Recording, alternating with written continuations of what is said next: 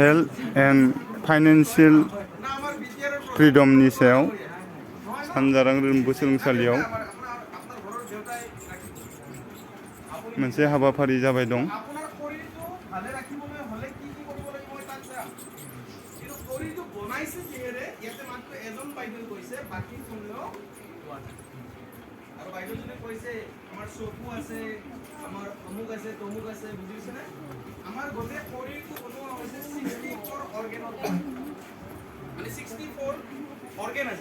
আমার শরীরটোত 64টা অঙ্গ প্রত্যঙ্গ আছে কিমানটা 24টা जोंनि देहा सिङाव কিমানটা সাকসুন কিমান দিনে আপোনালোকে শৰীৰটো লৈ ঘূৰি আছে কিন্তু কিমানটা কি আছে একো গম পোৱা নাই 24টা অংগ দङ जोंनि सोलेराव তাৰে ভিতৰত চকু এটা অংগ পৰে বুজিলে না 64টা অংগ আছে 64 অর্গান আছে আমার দেহত বুঝিলে না 64 অর্গান আছে আমার দেহত অঙ্গ প্রত্যঙ্গ কিডনি লাংস লিভার প্যানক্রিয়াস চকু এনেকে গোটেই শৰীৰটোত 64টা অঙ্গ আছে ক্লিয়াৰ বুঝি পালে আচ্ছা অৰ্গান বিলাক বনাইছে আৰ কি হেৰে জানে না সেলস ইয়েস এক্স্যাক্টলি সাৰো কৰে তো আনসাৰ কৰিও বলে আমাৰ এই অঙ্গ প্ৰত্যঙ্গ বিলাক বনাইছে কি হেৰে জানে না সৰু সৰু सेल माने जिबख्रि जोंनि देहा जिबख्रिजों दाजानाय आरो এনেকে সেল আছে বাট টিস্যু কলা বলি আমি কলেও হৈ যাব বুজিলে সেল গোটে সেল কিমান আছে জানে না বডিত আমাৰ কোনোবা কব মাত্ৰাটো ইনফিনিটি ইনফিনিটি গোটে শৰীৰটোত সেল কিমান আছে जोंनि देहायाव बेसेबां जिबख्रि दं ইনফিনিটি এন্ড ইনফিনিটি না সেল কিমান আছে টোটাল মাত্ৰা সংখ্যা দেহাयाव 64 অৰ্গান সংখ্যা ওকে মই জনাই দিছো চাব 63 ট্ৰিলিয়নতকৈও অধিক সেল আমাৰ দেহত আছে মিলিয়ন নহয় বিলিয়ন নহয় ট্ৰিলিয়ন ওকে 63 ট্ৰিলিয়ন আমাৰ দেহত সেল আছে এই সেল বিলাক লগ লাগি মানুহ অৰ্গান বিলাক গঠন হৈছে 64 অৰ্গান আৰু 64 অৰ্গান লগ লাগি এটা মানুহ গঠন হৈছে ক্লিয়াৰ এতিয়া ক্লিয়াৰ স্যাৰ পিছফালে বুজি পাইছা বাইদেউ অকল মানে সৰু সৰু কোষ এটা মই উদাহৰণ দিলে বুজি পাব এইটো নাম কি এই গোটেই এইটো কি বুলি কম আমি সংখ্যা গতে ঘৰ বুলি কম হয় না স্কুল ঘৰ ইয়েস অর নো হয় না নহয় নকও মই বহি যাও নকও একো নকও মই বহি যাও আচ্ছা এইটো ঘৰৰ নাম কি স্কুল ঘৰ হয় না নহয় হয় আচ্ছা गोसो बुं হয় না बुं জোৰকে কলে ভাল তো এই স্কুল সাৰে আয়োজন কৰিছে এই কাৰণে যে আপোনালোকে আপোনালোকৰ বাচ্চাটোক ভালে ৰাখক লগতে আপোনালোক গোটেই পৰিয়ালটো যাতে ভালে থাকে আৰু ভালে থাকিলেহে আমাৰ এই অঞ্চলটো আমাৰ এই সমাজখন আমাৰ এই স্কুলখন আগবাঢ়িব বুজিলে নে সাৰৰ উদ্দেশ্য এইটো বেলেগ একো নাই ওকে 64 অৰ্গান আছে অৰ্গান বিলাক লগ লাগি মানুহ গঠন হৈছে ক্লিয়াৰ আচ্ছা এই ঘৰটো এই স্কুল ঘৰটো এতিয়া বনাইছে কি হেৰে ওয়াল আছে यानी বেৰা আছে হয় না বা আছে টিং আছে মেজৰ কিছু বস্তু আছে আচ্ছা পকি ঘৰ এটা বনোৱা কি হেৰে হয় মানে গ্ৰুপি দি হৈছে আপোনালোকৰ পকি ঘৰ আছে নিজৰ আছে নে फाका न পাকা ঘৰ আছে ন আচ্ছা পাকা ঘৰ যেতিয়া হয় পাকা ঘৰটো বনাই কি হেৰে সিমেন্ট বালা ইটা ৰড কহিল আৰু শিল আৰু পানী ইয়েস পানী আৰু আৰু बेबायदिनो इन्टारेक्सन खालामनांगौ আৰু কি লাগিব दे মানুহ কষ্ট কৰিব লাগিব কষ্ট কৰিলে এইবিলাক থাকিলেও নহব ওকে বস্তুবিলাক এনে আৰু হৈ থাকিব নেকি এনেতো নহয় ওকে আৰু কি লাগিব বতাল লাগিব গুণাতাৰ লাগিব ইয়েস সব লাগিব এইবিলাক হল আমাৰ কি মই আপোনালোকক কৈ দিছো এতিয়া চাব মন কৰিব এটা মনোযোগ দিব শিল বালি ইটা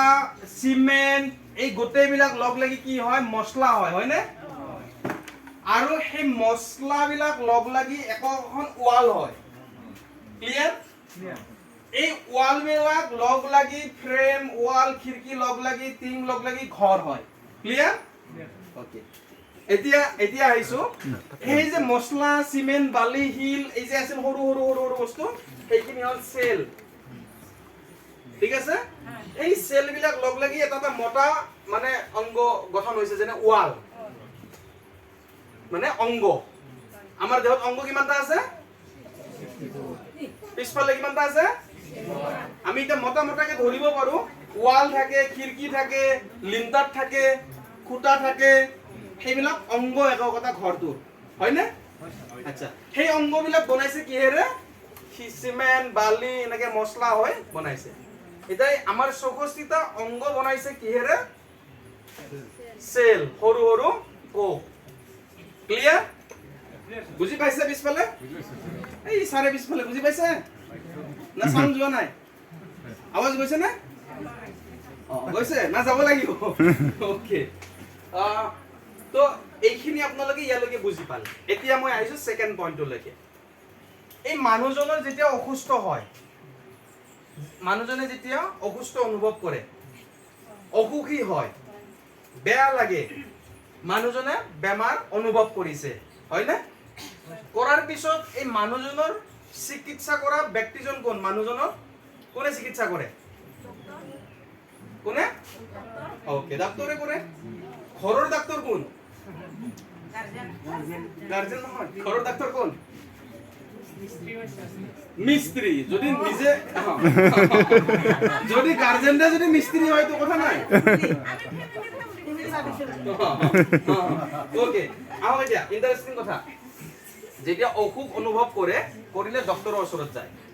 ক্লিয়াৰ এটা পকী ঘৰ এইটো সাপোজ এইটো পকী ঘৰ এই পকী ঘৰটোৰ এইখনৰ ৱাল এইখন ধৰ ৱাল এই ৱালখনৰ এইখিনিত ভাঙি গৈছে সাপোজ এইখিনি যদি ভাঙি যায় এইখিনি ঠাই যদি ভাঙি যায় ইয়াৰে ডক্টৰ কোন মিস্ত্ৰি ইয়াৰে কৰ্ম কৰাটো মানুহজন তেওঁ আহিব তেওঁ আহি এইখিনি ৰিপেয়াৰিং কৰিব নে এইখিনি আকৌ কি কৰিব ধুনীয়াকে তেওঁ ৰিপেয়াৰিং কৰি আৰু আগৰ নিচিনাকৈ এই কৰিব বুজিলে নে এইটো একদম আগৰ নিচিনা নহব পাৰে অলপ ইফাল হয় নে আচ্ছা মানুহ যেতিয়া বেমাৰ হয় চিকিৎসকৰ ওচৰত যায় সাপোজ কিডনি কোনবাটো অংগই মানে অসুখী অনুভৱ কৰিলে কোনবাটো অংগই ভালকে কাম কৰা নাই তাৰ মানে বডিৰ কোনবাটো পাৰ্টছে ভালকে কাম কৰা নাই হয়তো চকু যদি অকণমান কমকে কাম কৰা ষ্টাৰ্ট কৰে তেওঁ অকণমান দেখাত অনুভৱ মানে অসুখী অনুভৱ কৰিব দেখা পোৱাত তেওঁৰ প্ৰব্লেম হ'ব বহুত সময় থকাৰ পিছত মূৰৰ বিষ উঠিব চকুৰ মানে চকুৰে কমকে দেখা পাইছে যাৰ কাৰণে তেওঁৰ মূৰৰ বিষ হোৱা আৰম্ভ হৈছে বুজিলে নে কথাটো ওকে ঠিক তেনেকে আপোনাৰ কিডনিটো অলপ ফাংচনটো কমকে কাম কৰা ষ্টাৰ্ট কৰিছে তো আপোনাৰ পেছাব হালধীয়া হ'ব পেছাবৰ প্ৰব্লেম আহি যাব বুজিলে নে ঠিক তেনেকে লিভাৰটো অলপ কমকে কাম ষ্টাৰ্ট কৰিছে তো আপোনাৰ হজম কমি যাব খাবলৈ ৰুচি নাহিব ক্লিয়াৰ বুজি পালে নে এনেকুৱাকৈ আমাৰ অংগবিলাকে কিবা মানে প্ৰব্লেম পালে তেতিয়া মানুহজনে অসুখ অনুভৱ কৰে বেমাৰ অনুভৱ কৰে ক্লিয়াৰ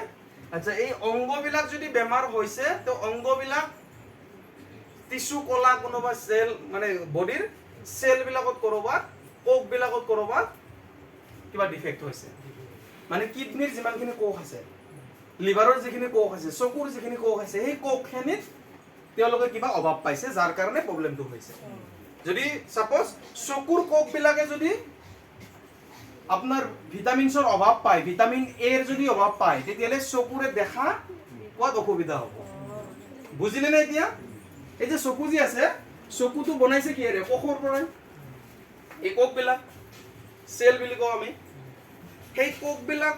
মানে প্ৰপাৰলি হয়তো ভিটামিন এ পোৱা নাই যাৰ কাৰণে চকুৰ প্ৰব্লেম হ'ব বুজিলে নে কথাটো ফাংচনটো ক'ত হয় আচ্ছা আপুনি অসুখ অনুভৱ কৰে ডক্টৰৰ ওচৰত যায় ডক্টৰে কি কৰে মিস্ত্ৰীজনৰ নিচিনা কাম কৰে ৰিপেয়াৰিং কৰি দিয়ে অকণমান কিবা কিবি এক মাহৰ মেডিচিন লিখি দিব যাওক আপুনি এক মাহৰ ভিটামিন এ টেবলেট মানে আপোনাক চকুৰ টেবলেট খাব দিব চকুটো সেই হোৱাৰ কাৰণে বা লিভাৰৰ কাৰণে আপোনাক কিবা দিব বা গেছৰ কাৰণে কিবা পাইছে আপোনাক তেল মানে গেছৰ কাৰণে দিব এচিলক পান দি ইনো ৰিবলেট দি এনেকুৱা ধৰণৰ কিবা কিবি মেডিচিন দিব বুজিলে নে কথাটো কিডনিৰ কিবা পাইছে কিডনিৰ কিবা দিব সুগাৰৰ কিবা পাইছে আপোনাক সুগাৰৰ কাৰণে গ্লাইচোনিয়াম দিব মানে গ্লুকোৰ কাৰণে গ্লুকোজ